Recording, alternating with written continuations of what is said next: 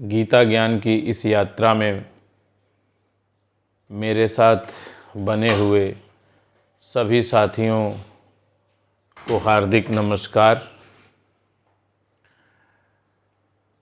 मित्रों, पिछले अंक में हमने कर्म योग की चर्चा शुरू की थी, जो इस अंक में भी जारी रहेगी।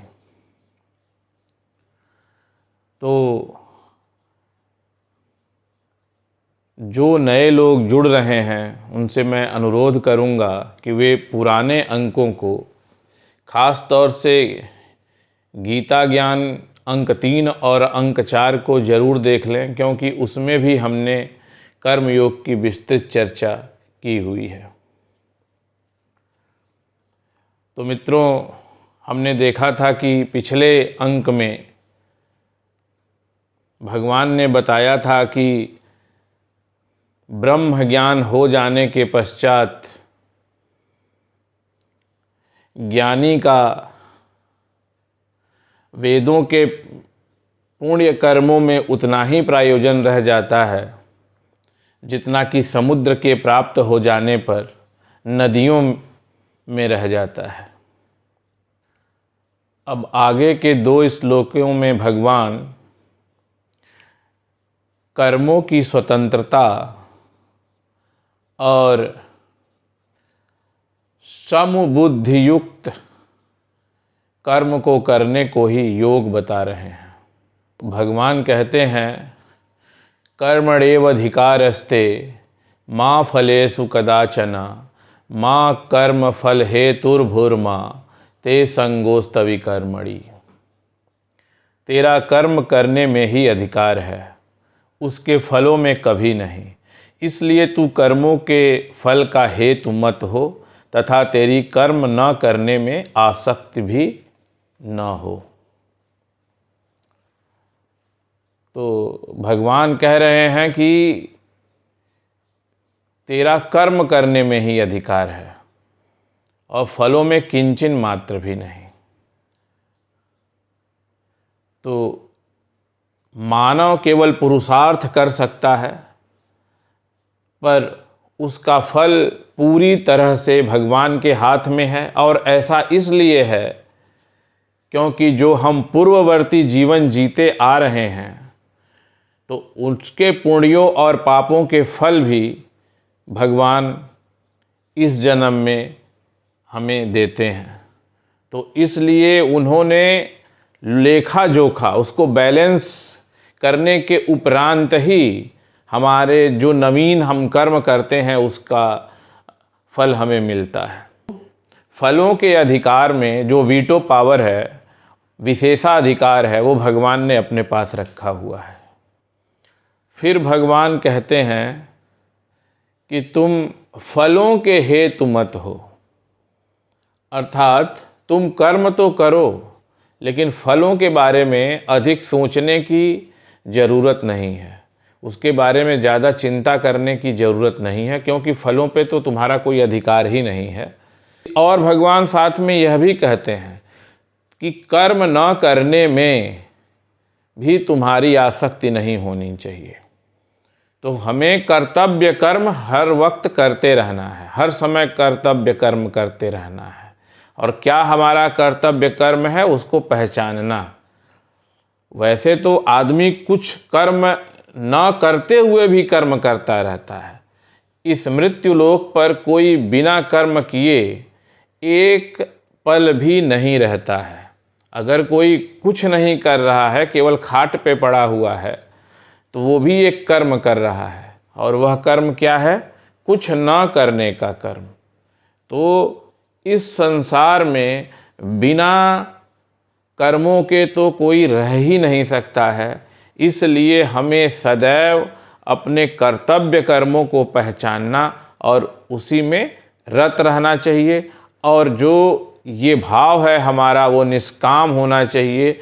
यानी कि हमारी फलों में कोई भी आसक्ति नहीं होनी चाहिए, क्योंकि उन फलों में हमारा कोई अधिकार भी नहीं है। वो भगवान ने वो विशेषाधिकार अपने पास सुरक्षित रखा हुआ है। फिर अगले श्लोक में भगवान कहते हैं,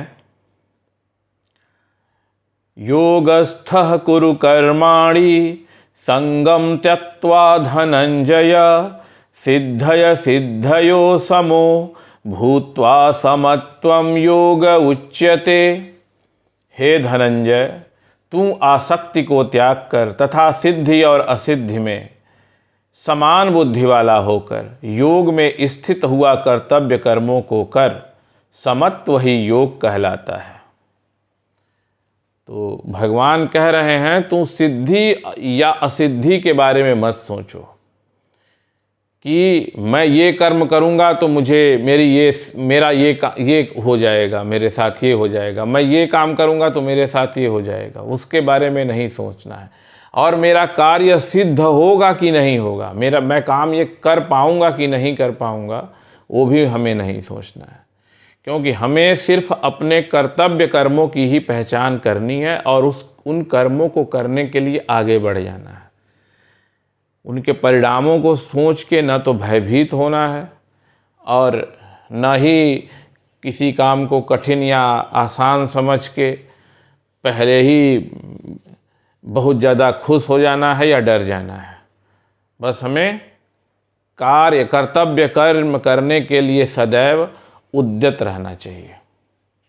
और भगवान यहाँ पे एक बात और भी कह रहे हैं कि जब भी हम अपने कर्तव्य कर्मों को करें तो हम में समता होनी चाहिए। ममता रहित कर्म को ही समता युक्त कर्म कहते हैं। तो वही समत्व कहलाता है, समत्व कर्म कहलाता है। और समत्व कर्म को भगवान ने योग कहा है, वही योग है। योग क्या है? जो आपको भगवान से मिलवा दे, वही योग है। तो जब कोई समत्व कर्म करता है तो वही भगवान से मिलाने का योग बन जाता है। लेकिन ये समत्व कर्म करना ये इतना कोई आसान काम नहीं है, ये अभ्यास की विषय वस्तु है। तो ये निरंतर अभ्यास करने की आवश्यकता है कि हम समत्व कर्म में रत होते चले जाएं, हम मोह माया को छोड़ते चले जाएं, हम अपने कर्तव्य कर्मों को पहचानें और ममता रहित होकर समता युक्त कर्म करते रहें। परिणाम हमारे अनुकूल भी हो सकते हैं, हमारे प्रतिकूल भी हो सकते हैं, परंतु यदि हमारी बुद्धि सम है तो हमें ये अनुकूल और प्रतिकूल प्रभाव हमारे ऊपर कोई भी प्रभाव नहीं डाल पाएंगे। तो इसीलिए भगवान समत्व को ही योग बता रहे हैं। तो मित्रों, एक बात की और आपको ध्यान देने की आवश्यकता है कि समत्व कर्म या कर्म योग या निष्काम कर्म या बुद्धि योग, ये जो चार शब्द आए हैं, इन सब के मतलब समान हैं। तो आपको भ्रमित होने की आवश्यकता नहीं है। तो समत्व कर्म मतलब निष्काम कर्म, बुद्धि योग मतलब निष्काम कर्म, और कर्मयोग मतलब निष्काम कर्म। तो भगवान ने यहाँ पे निष्काम कर्म करने को कहा है, समता युक्त कर्म करने को कहा है, जिसमें मोह नहीं हो, मोह का सर्वथा अभाव हो, ऐसा कर्म करने के लिए भगवान ने कहा है।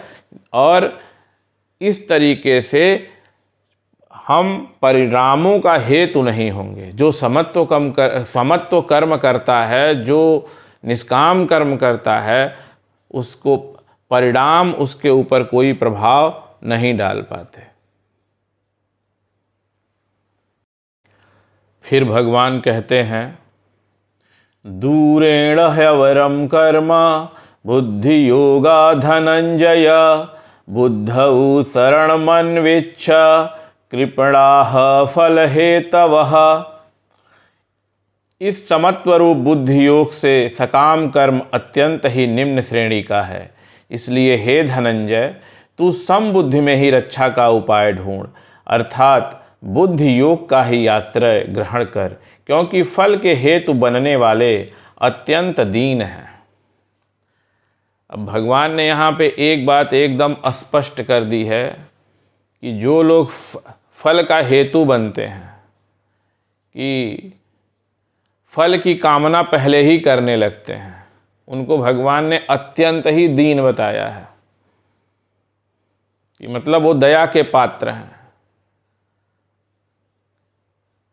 तो भगवान ने यहाँ स्पष्ट रूप से कहा है कि सकाम कर्म जो हैं वो निम्न श्रेणी के हैं। सकाम कर्म कौन से होते हैं? जो सकाम, जो किसी कामना की पूर्ति के लिए किए जाते हैं, वो होते हैं सकाम कर्म। तो सकाम कर्म के साथ हमेशा मोह जुड़ा रहता है। तो सकाम कर्म जब कोई मानव करता है तो एक निश्चित लक्ष्य उसके दिमाग में, उसकी फल पहले से ही उसके दिमाग में रहता है कि मैं ये काम फलाने काम करूँगा तो मुझे ये फलाना परिणाम मिलेगा। और जैसे ही वो परिणाम उसे नहीं मिलता तो वो तुरंत ही दुखी होकर रोना धोना चालू कर देता है। तो भगवान ने ऐसे लोगों को दीन बताया है। इसके उपरांत भगवान कहते हैं, बुद्धि युक्तो जहातीह उभय सुकृत दुष्कृते तस्माद्योगाय युज्यस्व योगः कर्मसु कौशलम। समबुद्धि युक्त पुरुष पुण्य और पाप दोनों को इसी लोक में त्याग देता है, अर्थात उनसे मुक्त हो जाता है। इससे तू समत्व रूप योग में लग जा। यह समत्व रूप योग ही कर्मों में कुशलता है, अर्थात कर्म बंधन से छूटने का उपाय है। तो भगवान यहाँ पे कहते हैं कि जिस मनुष्य की बुद्धि सम है, वह पाप और पुण्यों को इसी लोक में त्याग देता है, क्योंकि वह न तो पाप को ग्रहण करता है और न ही पुण्य को ग्रहण करता है, क्योंकि वो कर्म ही उसके निष्काम है। वो कर्म जो कर रहा है वो अपने कर्तव्य कर्मों को बस कर रहा है और उनके परिणामों को नहीं ग्रहण कर रहा, वो परिणामों से परे है। ये जो लेखा जोखा के लिए जो बनाया गया भगवान का विधान है वो उससे मुक्त रहता है। जिस तरीके से कमल का पत्ता पानी में रहते हुए भी पानी से अलग रहता है, उसी तरह से निष्काम कर्म योगी भी समस्त कर्मों में लगा हुआ भी उन कर्मों में लिप्त नहीं होता, उनसे अपने आप को अलग रखता है। तो यही एक गूढ़ और रहस्यमयी ज्ञान भगवान यहाँ पर दे रहे हैं। और फिर भगवान कहते हैं कि तू सब कुछ छोड़कर समत्व कर्म में लग जा, क्योंकि समत्व कर्म या निष्काम कर्म ही कर्मों में कुशलता है। यानी कि कुशल वही है, इस पृथ्वी पर वही मनुष्य कुशल है जो निष्काम कर्म कर ले रहा है। क्योंकि बहुत सारे जो कर्म आपको लोग करते हुए दिखाई दे रहे हैं, क्योंकि बिना कर्म किए, जैसा कि अभी पहले चर्चा हुई, कोई रह ही नहीं सकता है, तो उसमें कुशल वही है जो निष्काम कर्मों में लगा हुआ है। इसके उपरांत भगवान कहते हैं, कर्मजं बुद्धि युक्ता ही फलम त्यक्त्वा मनीषिणः जन्म बंध विनिर्मुक्ता पदम गच्छन्त्यनामयम्। क्योंकि समबुद्धि से युक्त ज्ञानी जन कर्मों से उत्पन्न होने वाले फल को त्याग कर जन्म रूप बंधन से मुक्त हो निर्विकार परम पद को प्राप्त हो जाते हैं।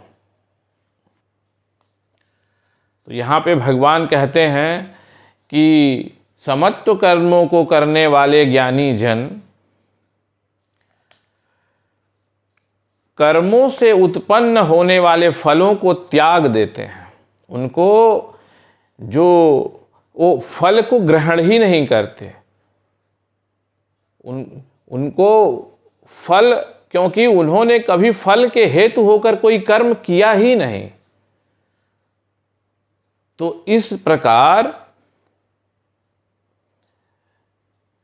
जब फल ही नहीं है तो बीज कहाँ से होगा? तो बीज कहाँ से होगा तो दोबारा से वृक्ष कहाँ से होगा? तो उन्होंने वो जो जन्म मृत्यु का जो चक्र है उसको उन्होंने काट दिया, क्योंकि पुनर्जन्म का जो आधार है वो आपके पूर्व जन्मों के जो फल हैं, जो अच्छे और बुरे कर्मों का जो लेखा जोखा भगवान करते हैं, तो उसके हिसाब से पुनर्जन्म होता है। तो ऐसे निष्काम कर्म योगी को भगवान परम पद दे देते हैं, उसे मोक्ष मिल जाता है। फिर भगवान कहते हैं, यदा ते मोह कलिलम बुद्धिर्व्यतितरिष्यति तदा गन्तासि निर्वेदम श्रोतव्यस्य श्रुतस्य च। जिस काल में तेरी बुद्धि मोह रूप दलदल को भली भांति पार कर जाएगी, उस समय तू सुने हुए और सुनने में आने वाले इस लोक और परलोक संबंधी सभी भोगों से वैराग्य को प्राप्त हो जाएगा।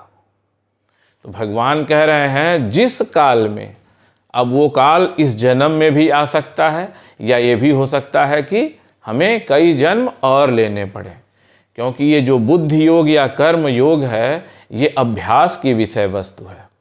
लेकिन यदि किसी ने अभ्यास शुरू कर दिया तो ये एक ऐसा बीज है कि जो बढ़ता ही जाता है, इसका कभी नाश नहीं होता। जैसा हमने पिछले अंक में हमने देखा था कि भगवान ने कहा था कि बुद्धि योग का अभ्यास अगर आपने शुरू भी कर दिया, मात्र शुरू करने मात्र से ही इसका नाश नहीं होता, और अगर कहीं इसमें कोई त्रुटि भी हो जाती है तो कोई विपरीत फल भी नहीं मिलता। कोशिश करना है आपको, आपका काम है। भगवान ने स्पष्ट रूप से कहा है कि आप कोशिश करना शुरू कर दीजिए। तो जैसे ही आप कोशिश करना शुरू करेंगे तो भगवान अपने आप आपको मार्गदर्शन करेंगे। तो इसमें भगवान ने कहा है कि जिस काल में भी तेरी बुद्धि इस मोह रूप दलदल को पार कर जाएगी। समत्व कर्म करने के लिए मोह को पार करना बहुत जरूरी है, क्योंकि निष्काम कर्म वही कर सकता है कि जो उसके अंदर मोह ना हो। मोह युक्त मनुष्य कभी भी निष्काम कर्म नहीं कर सकता। तो वही भगवान कह रहे हैं कि जिस तेरी बुद्धि मोह रूप दलदल को जिस काल में भली भांति पार कर जाएगी, उस समय तू वैराग्य को प्राप्त हो जाएगा। तो उसी समय अभ्यास करते करते करते करते जैसे ही हम इस स्थिति में पहुंच गए कि हमारा मोह एकदम समाप्त हो गया और हम निष्काम कर्म करने में निपुण हो गए, तो उसी समय हम वैराग्य को प्राप्त हो जाएंगे। मतलब कर्मों को करते हुए भी हम एक सन्यासी की भांति रहेंगे और अंतोगत्वा हम मोक्ष को प्राप्त कर लेंगे, परमपिता परमेश्वर में जाके हम मिल जाएंगे। तो यही फिर अगले श्लोक में भगवान कहते हैं, श्रुति विप्रतिपन्ना ते यदा स्थास्यति निश्चला समाधावचला बुद्धिस्तदा योगमवाप्स्यसि। भांति भांति के वचनों को सुनने से विचलित हुई तेरी बुद्धि जब परमात्मा में अचल और स्थिर ठहर जाएगी, तब तू योग को प्राप्त हो जाएगा, अर्थात तेरा परमात्मा से नित्य संयोग हो जाएगा। तो सकाम कर्म जो लोग करते हैं उनकी निश्चयात्मिका बुद्धि नहीं होती, ये हम लोग पिछले अंक में पढ़ चुके हैं, जान चुके हैं। उनकी बुद्धि कई भेदों वाली होती है, और जो लोग निष्काम कर्म करते हैं उनका लक्ष्य एक ही होता है, परमात्मा की प्राप्ति। तो उसी बात को भगवान दोबारा से अर्जुन को बता रहे हैं कि जब तुम्हारी बुद्धि निश्चयात्मिका बुद्धि हो जाएगी, जब केवल परमपिता परमेश्वर में ही तुम्हारी बुद्धि ठहर जाएगी, तब ये जो तरह तरह की बातों को सुन के और तुम तरह तरह की सोच तुम्हारे मन में उत्पन्न हो जाती है और तुम्हारी बुद्धि एक जगह नहीं ठहर पाती है, तब इसका नाश हो जाएगा और तब तू योग को प्राप्त हो जाएगा।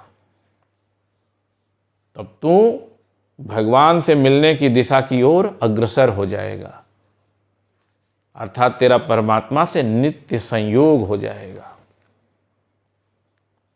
मतलब आप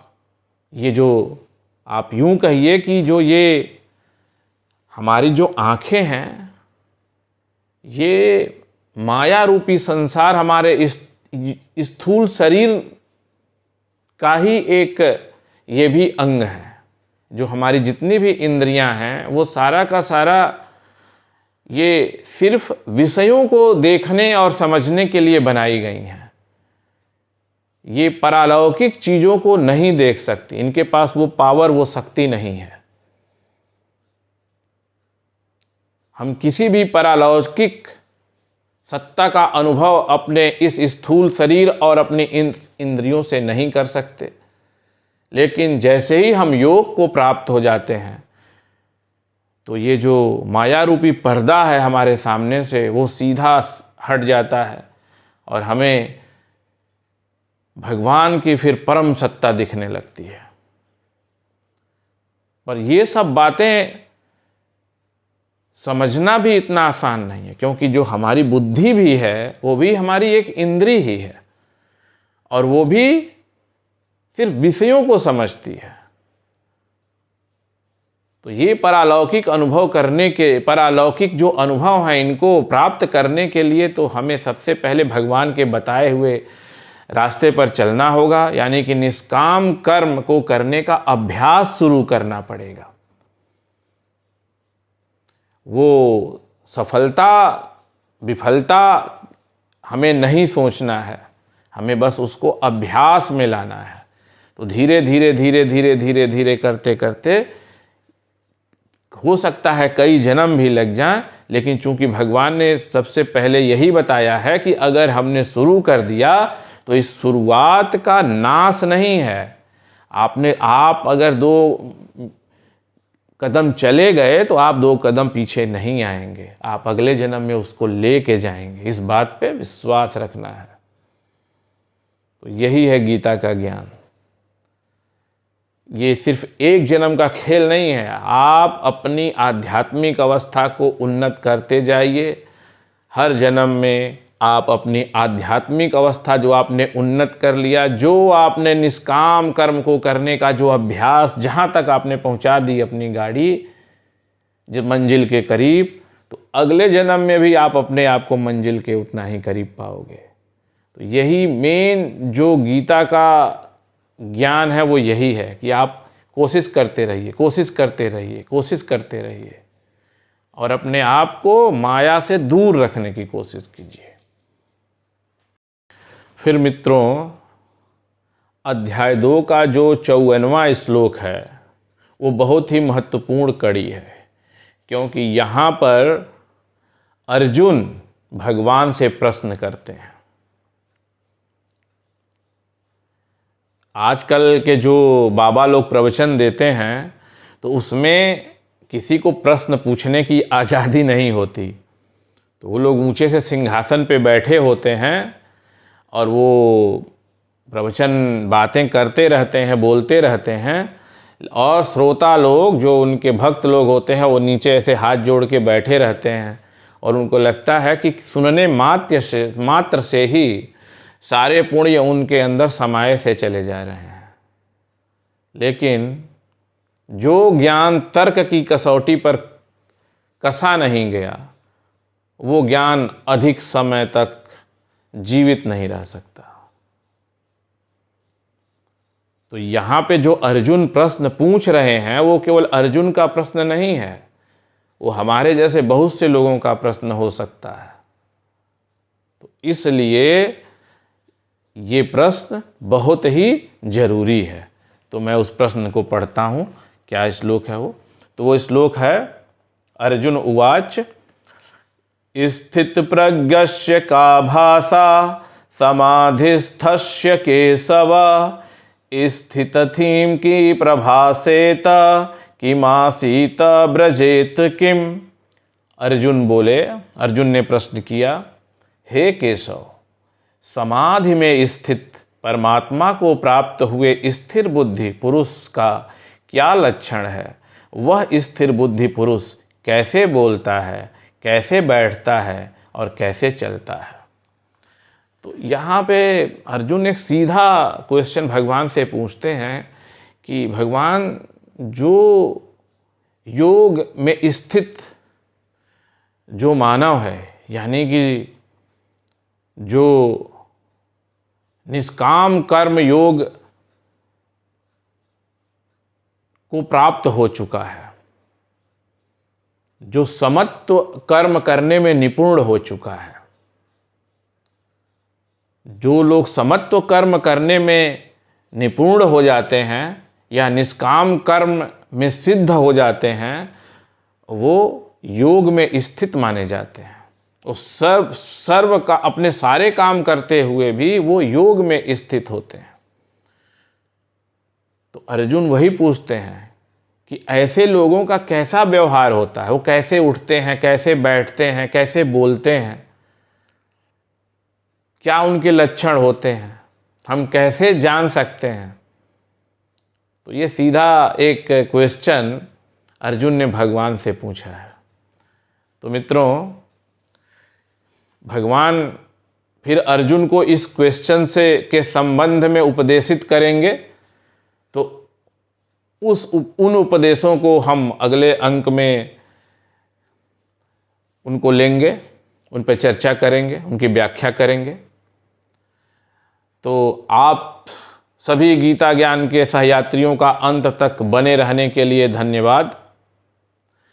जो लोग नए जुड़ रहे हैं उन लोगों से अनुरोध है कि पुराने जो अंक हैं उनको ज़रूर देखें, तभी एक अच्छी समझ बनेगी।